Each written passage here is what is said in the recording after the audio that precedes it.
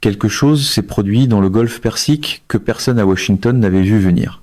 La marine la plus puissante du monde a tout mis en œuvre pour forcer le passage sur 54 km d'eau. Et ça n'a pas fonctionné. Et maintenant, les rois et princes héritiers du Golfe montent discrètement à bord d'avions à destination de Téhéran. Trump est furieux et toute la stratégie américaine au Moyen-Orient se désintègre en temps réel. Prenez le temps d'imaginer cette scène. La marine américaine, l'institution qui projette la puissance des États-Unis sur tous les océans de la planète depuis la Seconde Guerre mondiale, a déployé ses navires de guerre, ses groupes aéronavals, ses destroyers, ses sous-marins et ses bâtiments de déminage dans le golfe Persique pour forcer l'ouverture d'une voie maritime. Et cette voie est restée fermée, non pas parce que l'Iran possédait une marine plus puissante, non pas parce que ces navires de guerre surpassaient les Américains en puissance de feu, mais parce que la géographie, la guerre asymétrique et les calculs politiques froids de pays censés être les alliés les plus proches de l'Amérique ont combiné leurs effets pour faire du blocus, ce qu'il n'était pas censé être un échec. Et les conséquences de cet échec sont en train de remodeler l'ensemble du Moyen-Orient plus rapidement que n'importe quelle campagne militaire n'aurait pu le faire.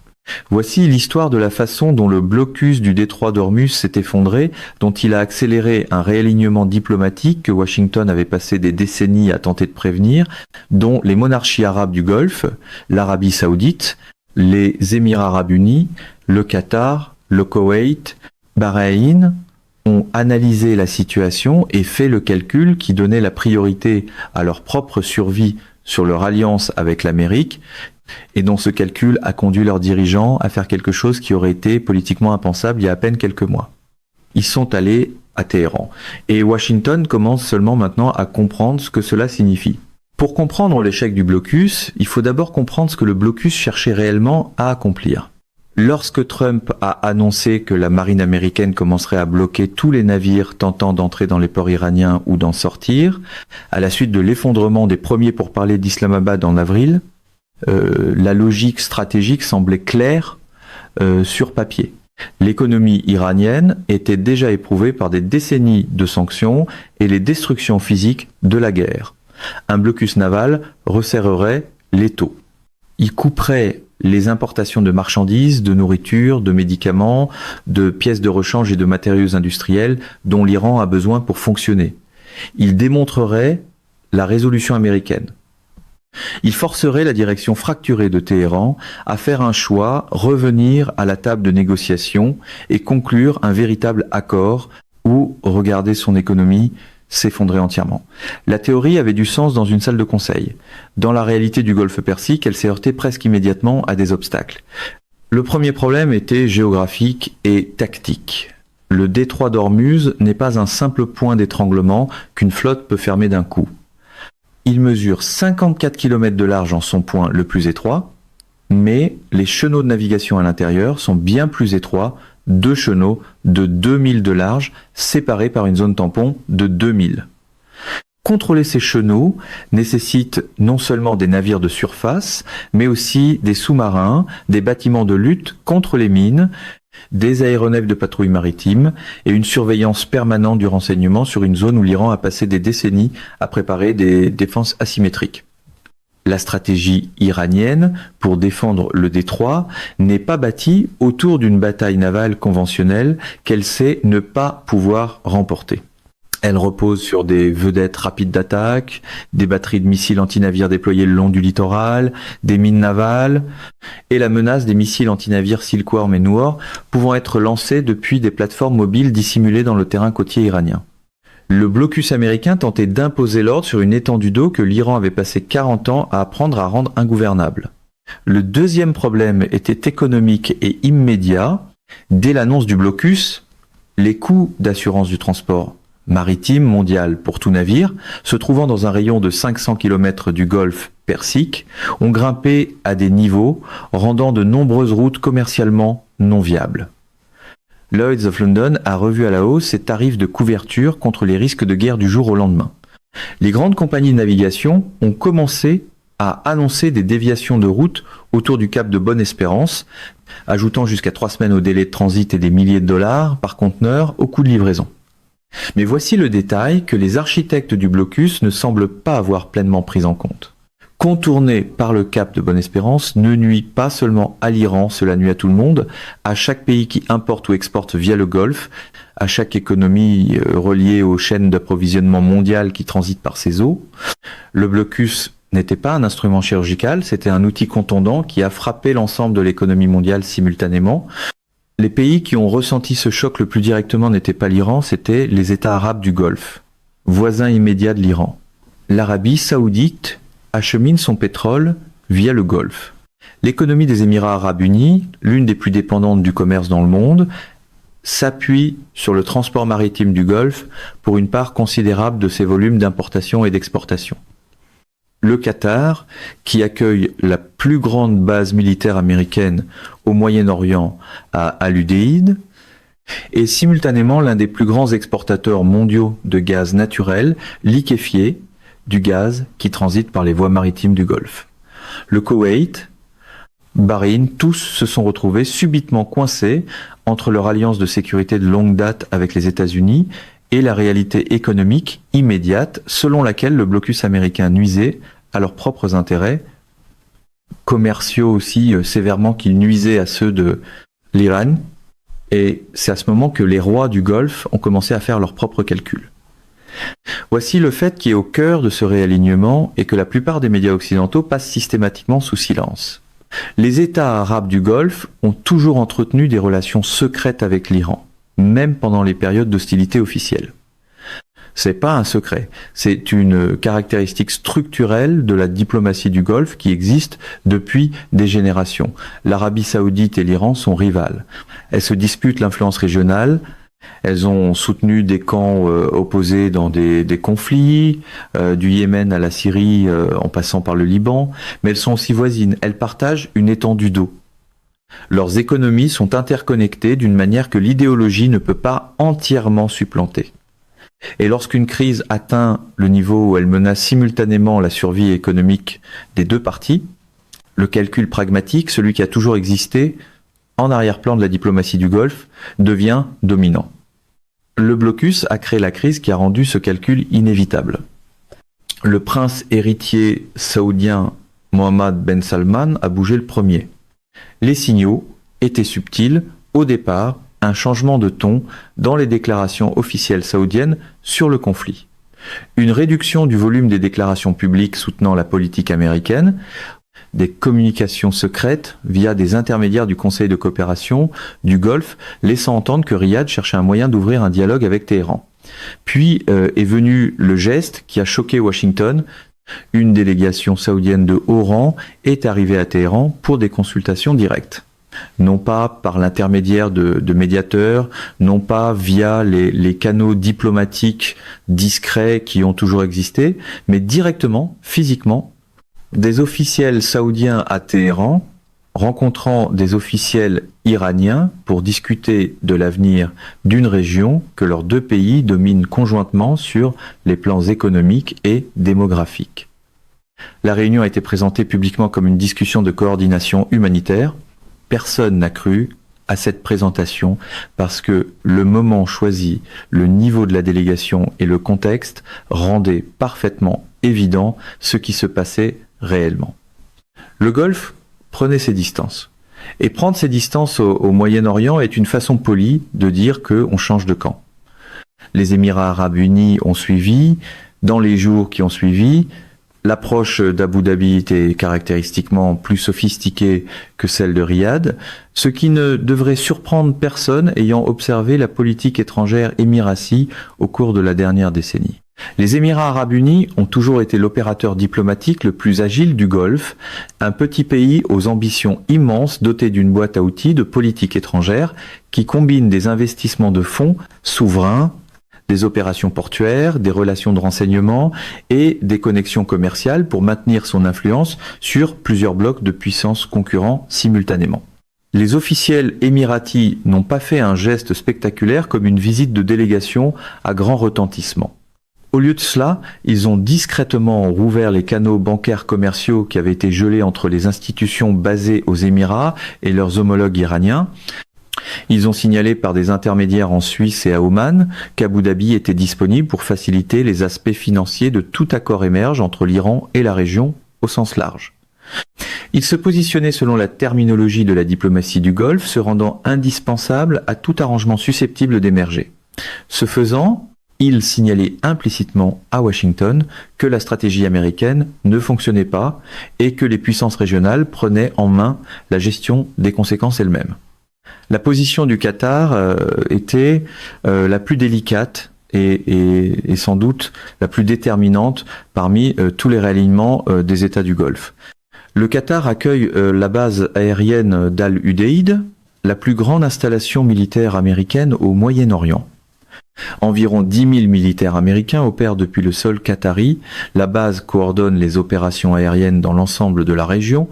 La sécurité du Qatar est, au sens le plus littéral et le plus immédiat, garantie par la présence militaire américaine. Et pourtant, le Qatar a simultanément maintenu des relations diplomatiques opérationnelles avec l'Iran, avec le Hamas, avec les talibans et avec une gamme d'autres acteurs que Washington considère comme des adversaires. C'est pas de l'hypocrisie.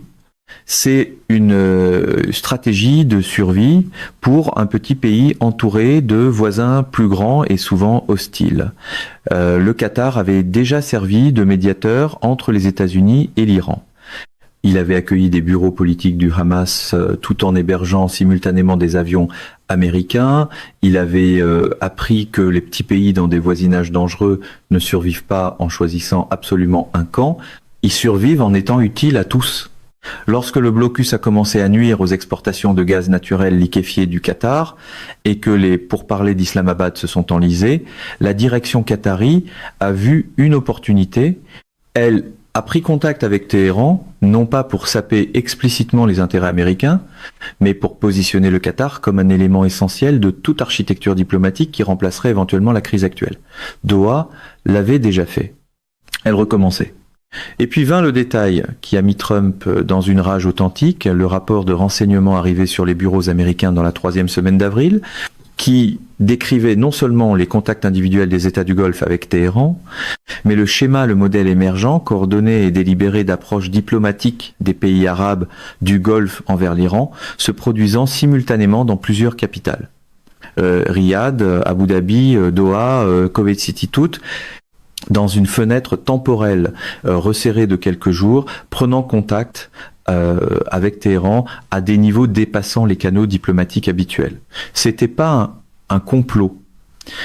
Ces gouvernements ne s'étaient pas réunis pour convenir d'une stratégie commune, mais chacun d'eux avait indépendamment examiné la même situation, le blocus en train d'échouer, les pourparlers au point mort, les dommages économiques, l'incertitude quant à la capacité de persévérance américaine et en était arrivé à la même conclusion.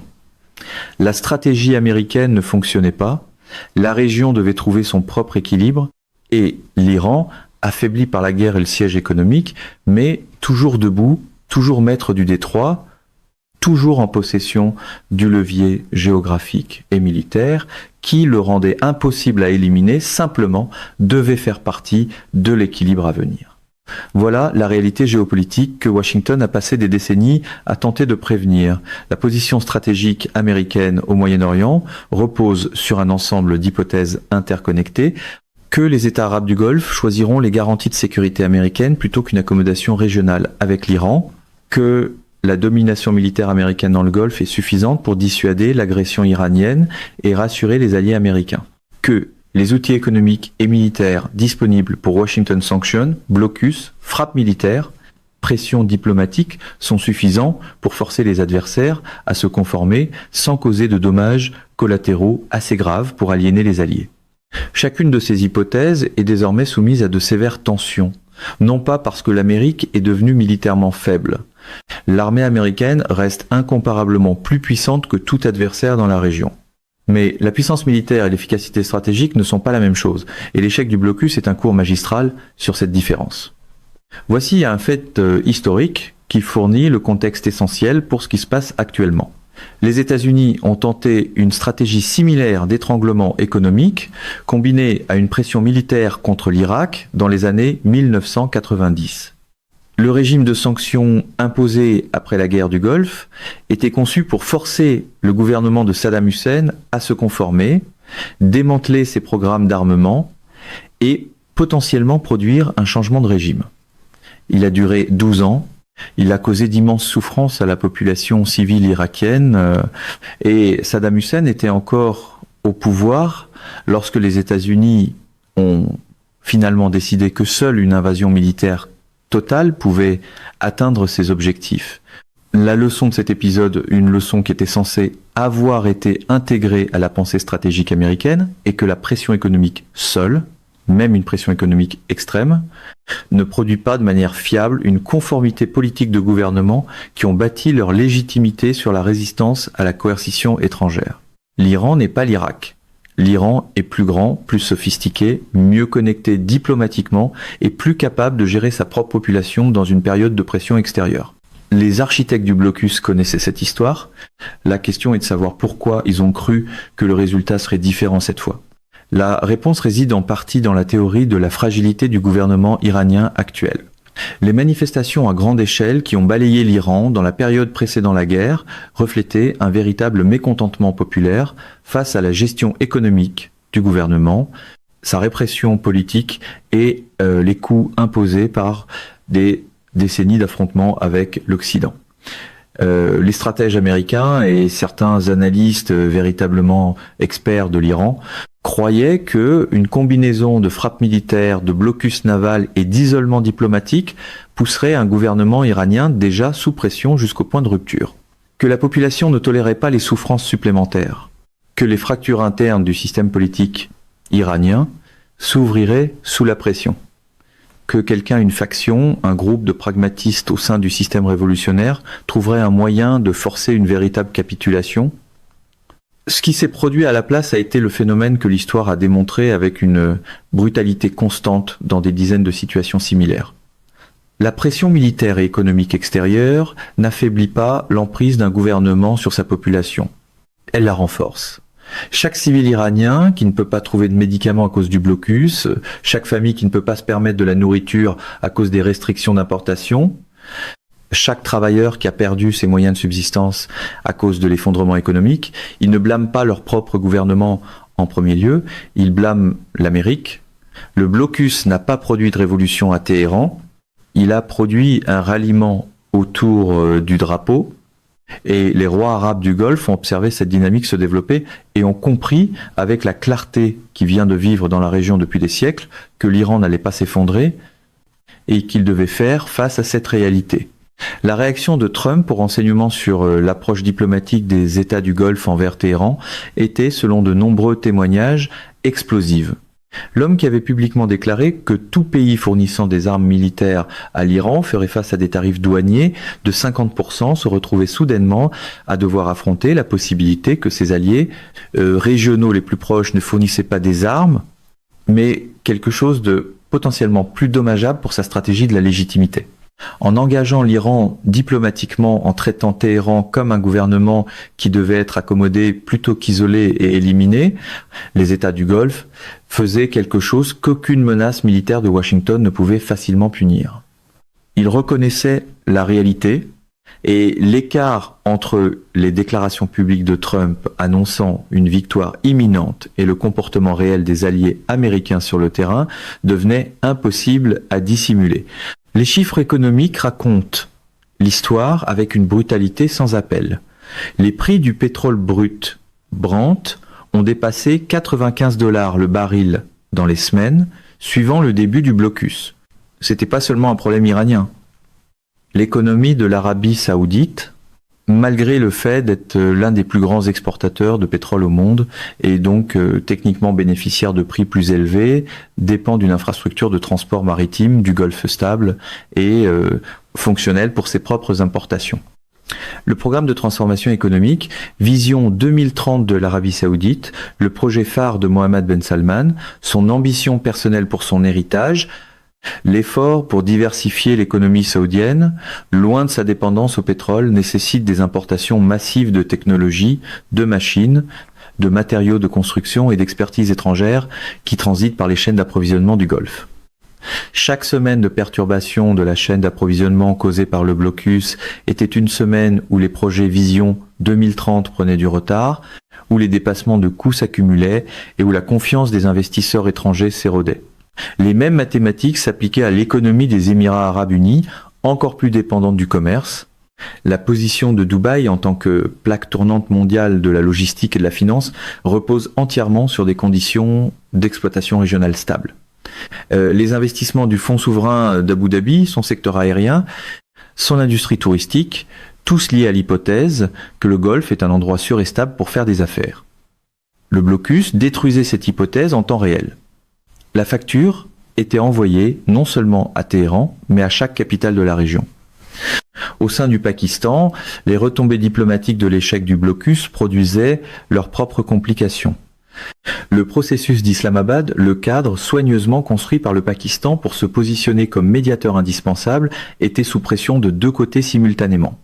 D'un côté, la frustration américaine face au refus de l'Iran de reprendre les pourparlers créait de la pression sur Islamabad pour qu'il obtienne la participation iranienne, sous peine de conséquences pour sa propre relation avec Washington. De l'autre, l'Iran signalait que le blocus rendait un retour aux pourparlers politiquement impossible pour son public intérieur et envisageait l'approche diplomatique des États arabes du Golfe comme une piste alternative qui contournait entièrement le cadre d'Islamabad. Le général Asim Munir du Pakistan avait misé sa réputation sur l'obtention d'un deuxième cycle de pourparlers.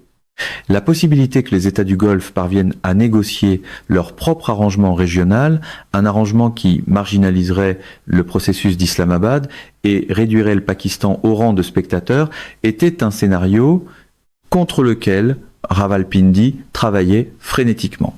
Et pendant tout ce temps, le détroit restait fermé. C'est le fait qui éclipse tout le reste dans cette histoire. Toute la stratégie américaine, le blocus, les frappes militaires, la pression diplomatique, les ultimatums, les déclarations de victoire sur les réseaux sociaux étaient conçues en dernière analyse pour rouvrir ce passage de 54 km, pour rétablir le flux de 20% du pétrole et du gaz mondiaux à travers ces eaux, pour réaffirmer le contrôle américain sur l'architecture énergétique mondiale, et le détroit est resté fermé. Les vedettes rapides iraniennes patrouillaient toujours ces eaux. Les missiles antinavires iraniens visaient toujours tout ce qui bougeait sans autorisation. Les mines navales iraniennes, l'outil bon marché, asymétrique et dévastateur efficace que l'Iran a toujours utilisé pour menacer le transport maritime du Golfe, était toujours une préoccupation réelle pour chaque capitaine envisageant un passage non autorisé. La marine la plus coûteuse du monde était stationnée dans le Golfe et le détroit était toujours fermé. Cette image de la puissance américaine confrontée à ses propres limites dans une étendue d'eau plus petite que bien des lacs américains est l'image emblématique de toute cette crise. Ce que les rois du Golfe avaient compris et ce qu'ils communiquaient à Téhéran par leurs contacts diplomatiques était simple, le blocus va prendre fin, des accords vont être conclus, l'ordre régional va être renégocié. Et lorsque cette renégociation se produira, les pays qui se positionnent comme bâtisseurs de ponts, comme les gouvernements qui ont maintenu des relations des deux côtés et contribué à mener la crise vers une conclusion gérable, auront une influence considérable sur la forme que prendra le nouvel ordre. Les pays qui sont restés rigidement alignés avec une stratégie américaine défaillante devront expliquer à leur propre population pourquoi ils se sont retrouvés du mauvais côté de l'histoire pendant que leurs voisins construisaient l'avenir. Ce calcul froid, pragmatique, éclairé par l'histoire, est profondément menaçant pour la position stratégique américaine dans la région et ce qui mettait Trump dans tous ses États. Non pas parce que les rois du Golfe trahissaient l'Amérique par malveillance, mais parce qu'ils faisaient ce que tout acteur rationnel à leur place ferait lorsque la superpuissance dont ils dépendent démontre les limites de sa puissance. Ils s'adaptaient. Ils survivaient. Ils étaient exactement le type d'opérateurs sophistiqués, intéressés et adeptes de la réelle-politique qu'ils ont toujours été, et sur lesquels la stratégie américaine dans la région s'est toujours, à un certain niveau, appuyé en comptant qu'il ne le soit pas. Le blocus a échoué, les rois du Golfe sont allés à Téhéran et la carte du Moyen-Orient est en train d'être dessinée, non pas par la force militaire, non pas par des déclarations américaines sur trousse sociale, mais par la logique tranquille et imparable de la géographie, de l'économie et de la sagesse politique ancestrale de civilisation qui naviguait dans ces eaux bien avant que les États-Unis d'Amérique n'existent. La question maintenant n'est pas de savoir si l'ancien ordre peut être restauré. Il ne peut pas l'être. La question est de savoir ce qui le remplace. Et cette question reçoit actuellement une réponse dans des conversations se tenant à Téhéran, à Riyad, à Abu Dhabi et à Islamabad, des conversations que Washington peine à influencer et qu'il ne saura peu être plus en mesure de contrôler. La dimension navale de cet échec mérite d'être mise en lumière, car elle révèle quelque chose de fondamental sur les limites de la puissance militaire conventionnelle face au réseau asymétrique.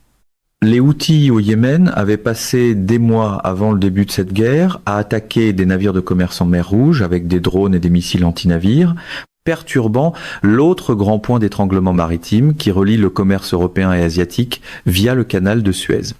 Leurs opérations ont démontré douloureusement ce que la doctrine militaire iranienne a toujours compris, qu'à l'ère des drones à guidage de précision et des missiles anti-navires bon marché, tout acteur non étatique ou force militaire de moindre envergure disposant des bonnes armes et de la bonne motivation peut imposer des coûts énormes au transport maritime mondial sans posséder de marine conventionnelle.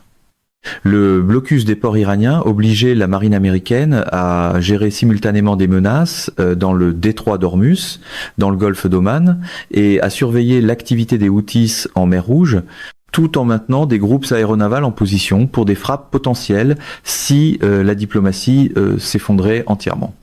Les exigences opérationnelles de cette posture maritime sur 3 fronts mettaient à rude épreuve les ressources navales américaines d'une manière que les planificateurs du Pentagone communiquaient à la Maison-Blanche avec une urgence croissante.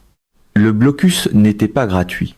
Chaque jour de sa poursuite représentait un coût opérationnel énorme: carburant, maintenance, fatigue du personnel, usure de l'équipement et coût d'opportunité stratégique d'avoir les actifs les plus capables de la marine enfermés dans un seul engagement régional.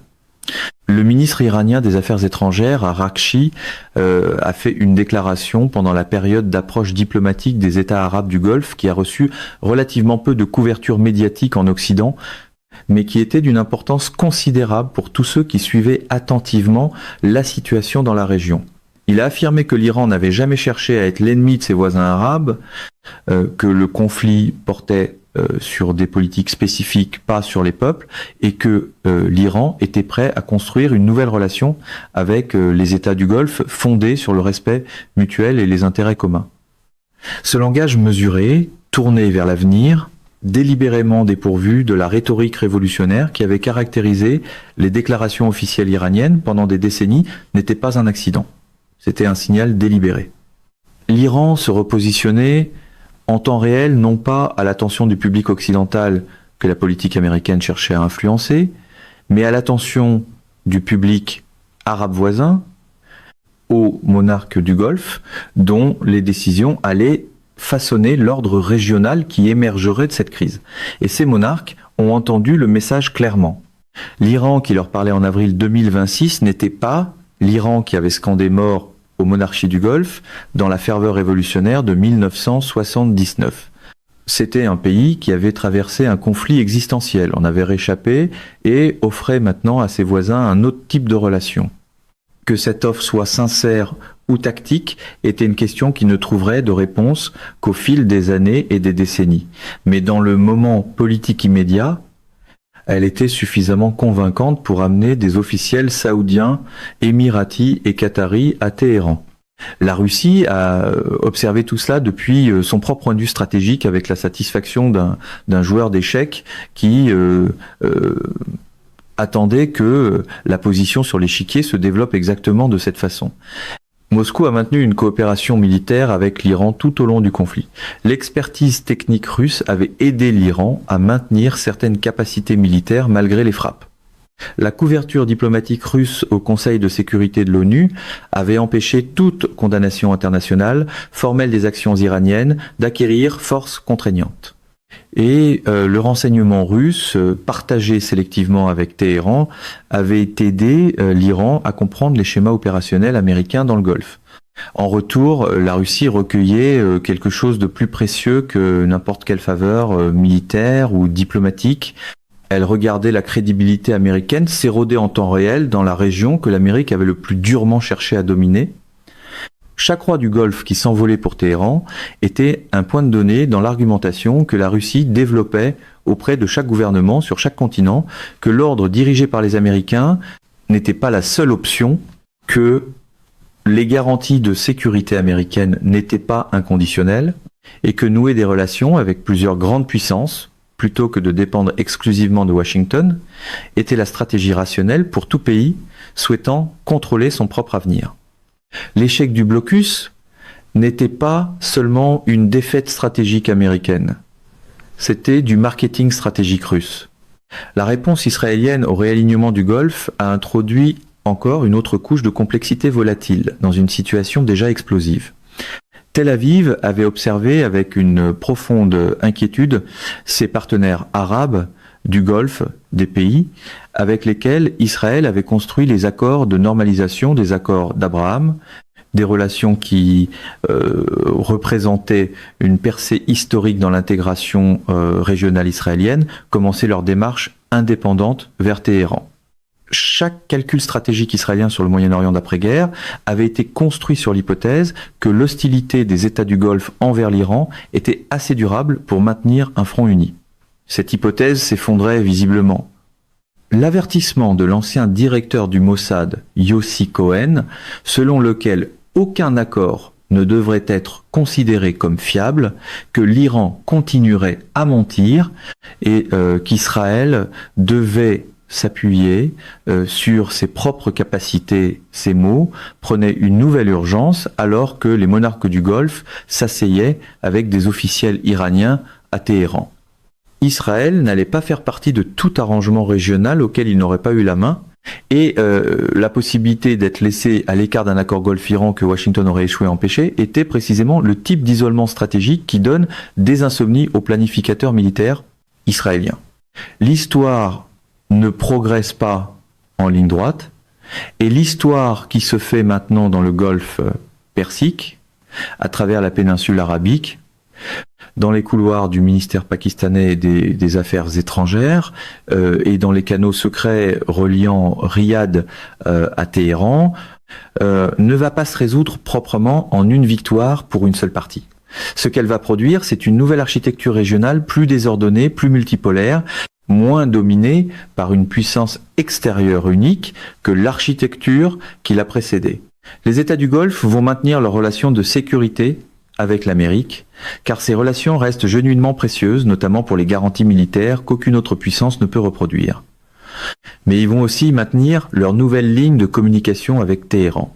Ils vont jouer les grandes puissances les unes contre les autres avec une sophistication croissante.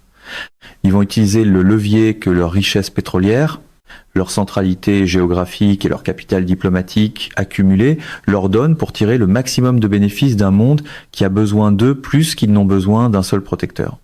Le blocus a échoué, Trump a crié, les rois du Golfe sont allés à Téhéran, et le monde qui émergera de ce moment sera façonné par une vérité qu'aucune marine ne pourrait bombarder ou bloquer pour la faire disparaître, que la géographie est permanente, que les voisins ne peuvent pas être effacés d'un vœu, et que la logique ancestrale de l'accommodation régionale survivra toujours à toute stratégie fondée sur l'hypothèse que la puissance extérieure peut s'y substituer.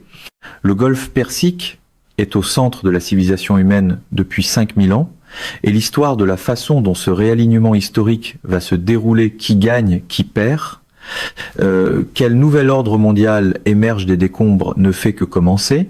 Il y a encore une autre dimension de cette histoire qui pénètre plus profondément que n'importe quelle géopolitique, économie ou stratégie militaire. C'est la dimension humaine. La population iranienne, près de 90 millions de personnes qui n'ont pas choisi cette guerre, qui ont regardé leur ville absorber les conséquences de décisions prises à Washington, à Tel Aviv, et dans les conseils intérieurs de leur propre gouvernement, est en train de vivre quelque chose qui va façonner la conscience nationale iranienne pour des générations. Les frappes sur Natanz, sur Ispahan, sur Fordo, ce n'étaient pas seulement des cibles militaires. Natanz et les autres sites nucléaires représentaient quelque chose de profondément symbolique pour des millions d'Iraniens qui avaient peu être violemment désapprouvé les politiques de leur gouvernement, mais qui ont vécu la destruction de l'infrastructure scientifique et technologique iranienne comme une blessure nationale. Le blocus se resserrant autour de leur port, l'impossibilité d'importer des médicaments, de la nourriture et des biens de première nécessité, l'humiliation économique quotidienne d'un pays qui jouissait jadis d'un immense prestige régional, ces expériences forment une génération d'Iraniens pour qui le mot Amérique porte un poids de rancœur qui ne se dissoudra pas avec un accord de paix. Quelle que soit la façon dont cette crise se termine, quelque accord émerge finalement d'Islamabad ou que les négociations aboutissent en fin de compte, l'architecture de la relation d'après-guerre entre l'Iran et l'Occident devra être construite sur cette rancœur accumulée. Et les rois du Golfe qui se sont envolés pour Téhéran l'avaient compris eux aussi. Ils ne faisaient pas seulement un calcul stratégique sur les 5 prochaines années, ils faisaient un investissement sur les 50 prochaines. Parce que l'Iran ne va nulle part, son peuple ne va nulle part, sa géographie ne va nulle part, et la civilisation qui a bâti Persépolis et engendré Hafez et Rumi sera encore là, avec toute sa mémoire intacte, longtemps après que la crise actuelle sera devenue un chapitre dans un livre d'histoire. Mesdames et messieurs, notre émission d'aujourd'hui s'arrête ici. Nous vous invitons à partager votre avis personnel dans la section des commentaires ci-dessous. Perspective politique vous salue et vous donne rendez-vous très bientôt.